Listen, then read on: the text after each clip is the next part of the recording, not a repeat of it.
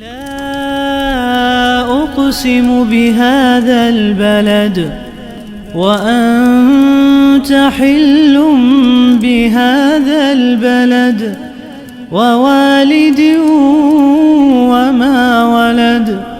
لقد خلقنا الإنسان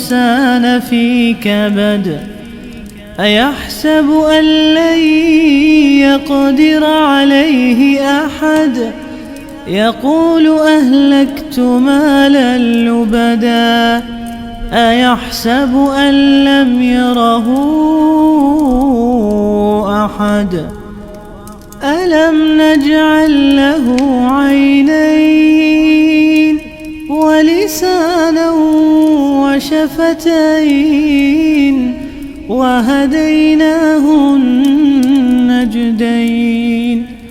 فلاقتحم العقبة وما أدراك ما العقبة فك رقبة